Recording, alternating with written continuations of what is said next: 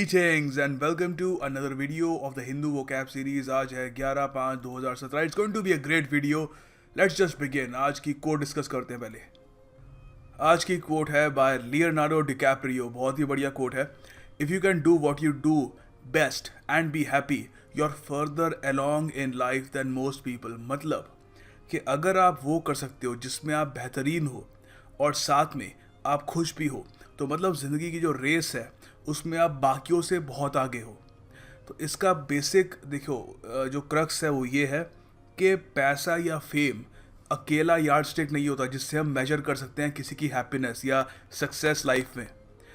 Main चीज़ है कि क्या आप जो कर रहे हो उसमें आप खुश हो, या जो आप कर रहे हो क्या उसी चीज़ के लिए आप बने थे. That is very important. The first word is proponent. Proponent का देखो यहाँ पे द हिंदू में यूज़ किया कि proponents of the first view. Actually यहाँ से इतना समझ नहीं आएगा. यहाँ पर इसका मीनिंग देखते हैं. प्रपोनेंट वो होता है एक आदमी जो एक पर्टिकुलर कोई थ्योरी हो, कोई प्रपोजल हो या कोई एक्शन कोई लेना हो, उसको एडवोकेट करे, मतलब उसका समर्थन करे. फॉर एग्ज़ाम्पल, अगर आप मानते हो कि जो यूनिवर्स है वो बिग बैंग थ्योरी से बना था, तो आप बिग बैंग थ्योरी के क्या हो? प्रपोनेंट हो. Alright, you advocate that theory. तो इसके सिनोनिम्स होंगे someone who advocates, advocate, supporter, upholder, exponent, promoter, endorser, champion, defender. अच्छा, एक बार इसका रूट वर्ड देखते हैं सेंटेंस डिस्कस करने से पहले. रूट वर्ड है इसका PRO, प्रो. इसके देखो बहुत सारे मीनिंग होते हैं. ज़्यादातर इसको यूज़ करते हैं एज इन फ्रंट ऑफ. ठीक है, कोई भी अगर वर्ड क्या आपको सामने अगर PRO दिखता है ना, तो चांसेस है कि उसका मीनिंग है कि इन फ्रंट ऑफ. अभी बताऊंगा आपको. बिफोर भी हो सकता है, ठीक है, फॉरवर्ड इन भी हो सकता है, या इन फेवर ऑफ भी हो सकता है. एग्जाम्पल्स दिखाता हूँ आपको. चले, प्रोग्रेस. प्रोग्रेस में क्या होता है? You are going in front of someone, forward जा रहे हो आप. ठीक है. प्रोक्रेस्टिनेट. प्रोक्रेस्टिनेशन आपको पता ही होगा, कुछ ना करना, वेट, जैसे कोई काम टालना. ठीक है, मुझे किताब पढ़नी है, मैं प्रोक्रेस्टिनेशन कर रहा हूँ, मैं वीडियो गेम्स खेल रहा हूँ, वो किताब नहीं पढ़ रहा, किताब सोच रहा हूँ कल परसों पढ़ लूँगा. ठीक है, दैट इज़ प्रोक्रेस्टिनेशन. तो मैं क्या कर रहा हूँ? जो मुझे काम अभी करना है उसको आगे फॉरवर्ड कर रहा हूँ. ठीक है. अच्छा, अगला है कि पुट ऑफ, सॉरी यहाँ पे, हाँ, प्रोफेसी. प्रोफेसी होती है आगे जो होगा उसकी प्रिडिक्शन करना. और प्रोफेसी करता कौन है? प्रॉफिट करता है. ऑलराइट. और प्रमोट. प्रमोट का मतलब यही होता है टू मूव फॉरवर्ड. इसके दो मीनिंग होते हैं. अब आप समझोगे कि यहाँ पर इतने सारे मीनिंग क्यों है इस रूट वर्ड के. प्रमोट का देखो एक मीनिंग तो ये होता है कि मैंने अपने एम्प्लॉई को प्रमोट कर दिया. ठीक है, पहले असिस्टेंट मैनेजर था, मैनेजर हो गया, ये प्रमोट हो गया वो. एक और प्रमोट ये भी होता है कि मैं किसी आइडिया को प्रमोट कर रहा हूँ. तो आइडिया को क्या कर रहा हूँ? एडवोकेट कर रहा हूँ. I am in favour of that idea. Alright. तो ये इसका जो रूट वर्ड है PRO. अच्छा, जो इसका सेंटेंस आप बना सकते हैं, Hitler was a strong proponent of nationalist socialism. ठीक है, तो राष्ट्रवादी जो सोशलिज्म है उसके बहुत ही बड़े वो एडवोकेट थे. He was a defender, a champion of nationalist socialism. अच्छा, यहाँ पे आप लोगों के लिए MCQ है बहुत बढ़िया. आपको बताना है कि ड्रॉ फ्लैग का मतलब क्या है. ठीक है, तो ड्रॉ फ्लैग को आज मैंने एक आर्टिकल के यहाँ पे टाइटल पे देखा था. ठीक है, हेडिंग में देखा था. तो आप बताओ कि what is the meaning of draw flag. Options आपके सामने है, थोड़ा सा हिंट भी है यहाँ पर. Let's see how many of you get it right. अब ध्यान देना, एक पहले वर्ड समझाऊंगा, फिर उससे रिलेटेड एक फ्रेजल वर्ब भी समझाऊंगा. ठीक है.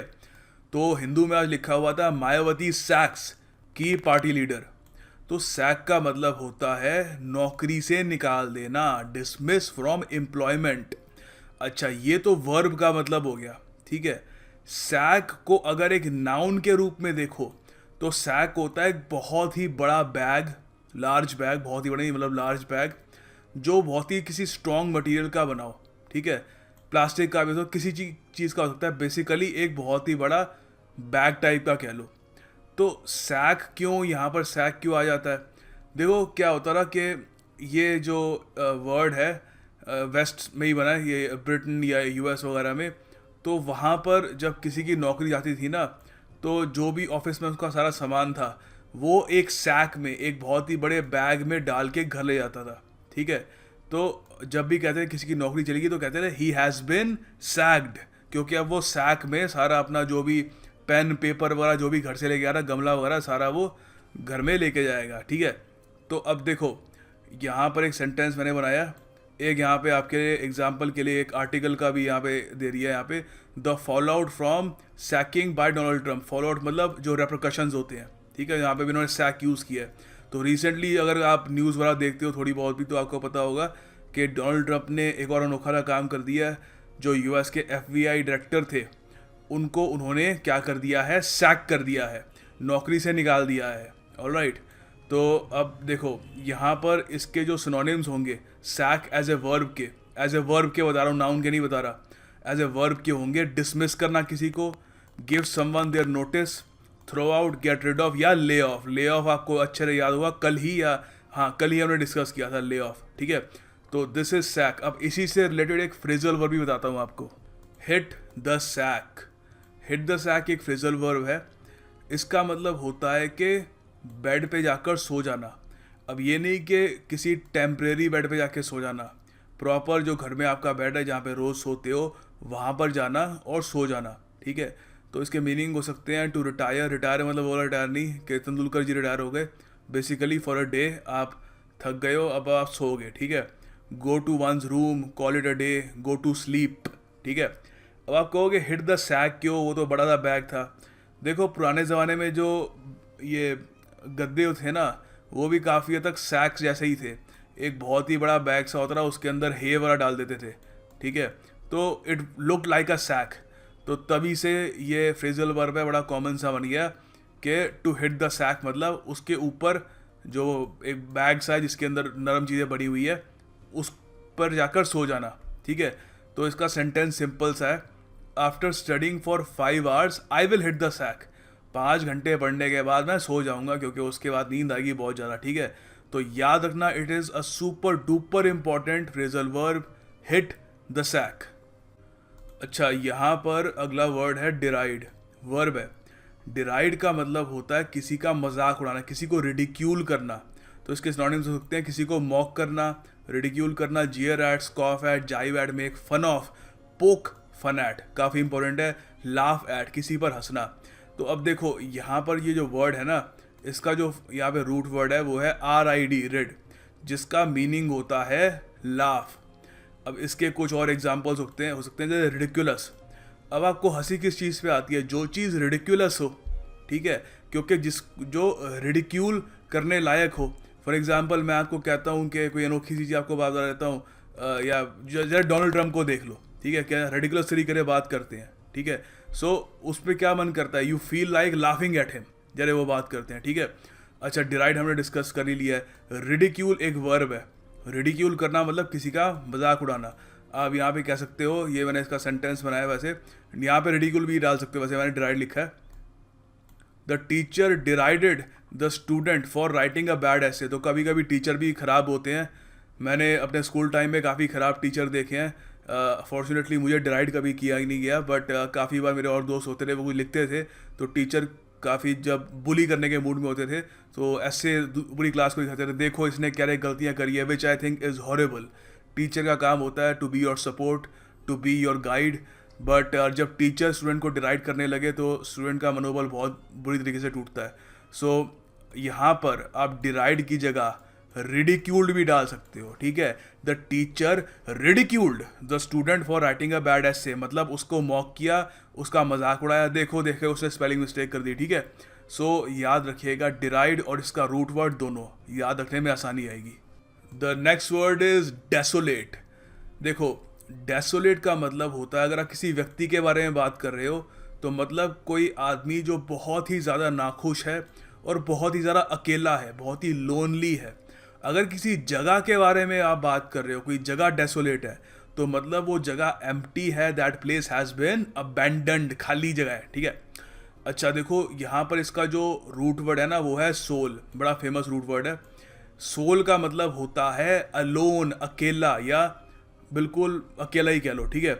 अब पहला इसमें जो वर्ड है काफ़ी इंटरेस्टिंग है, कैसे प्रोनाउंस करते हैं, सोलिलोक्वी, या सोलिलोक्वी का देखो मतलब होता है जैसे कोई आदमी कमरे में बैठकर खुद ही से बात करे, पागलपन में नहीं। ये ज़्यादातर प्लेज वगैरह में खूब दिखता है कि एक कैरेक्टर खुद ही से बात करता है कि क्या मुझे वो करना चाहिए, लगता तो नहीं है, खुद ही से बात कर रहा है, तो दिमाग में उसके बात होनी चली जाइए, वो खुद ही से कर रहा है, तो अकेला कर रहा है वो बात, एसेंस ये है।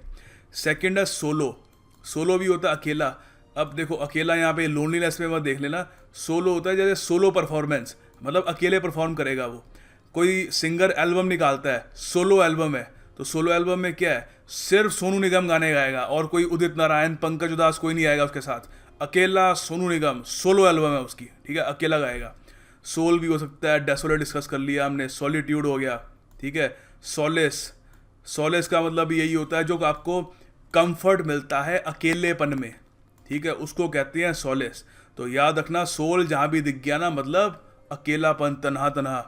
तो यहाँ पर इसका जो सेंटेंस है वो है, ever since he lost his family he has been desolate, ठीक है, जब से उसने अपना परिवार खोया है बहुत ही क्या रहता है, अनहैप्पी, लोनली रहता है वो। यहाँ पर अगला वर्ड है प्रिवेल। प्रिवेल एक वर्ब है। देखो यहाँ पर द हिंदू में लिखा हुआ है Daredevils prevail in tight finish. तो इसका मीनिंग होता है प्रिवेल करना के टू प्रूव मोर पावरफुल और सुपीरियर, खुद को। ऑफ कोर्स अब डेयर डेवल ने प्रूव किया कि वो ज़्यादा एंड में एक पावरफुल टीम थी, ठीक है, डेयर डेवल्स ने, तो दे प्रिवेल्ड। तो ऐसे एक आपने कहावत भी सुनी होगी कि जस्टिस ऑलवेज प्रिवेल्स, तो के मतलब न्याय जो है अंत में सबसे ज़्यादा शक्तिशाली, सबसे ज़्यादा सुपीरियर साबित होता है। तो इसके जो सिनोनिम्स होंगे वो होंगे to win, win out, win through, triumph. Triumph आपको होपफुली याद होगा, मैंने एक बार डिस्कस किया था। Be victorious, gain a victory. अच्छा, तो देखो इसका यहाँ पे जो एंटोनिम होगा वो क्या होगा, कोलैप्स कर जाना, फेल कर जाना, फ्लॉप कर जाना, वॉश आउट कर जाना, टू फ्लाउंडर। ये याद रखना, बहुत ही महत्वपूर्ण एंटोनिम है। इस पर होपफुली कभी हम एक स्पॉटलाइट डाल के इसको अच्छे से डिस्कस भी करेंगे, स्ट्रगल करना भी हो सकता है। तो यहाँ पर इसका मैंने सेंटेंस बनाया कि emotion prevailed over logic in the US as people elected Donald Trump to power.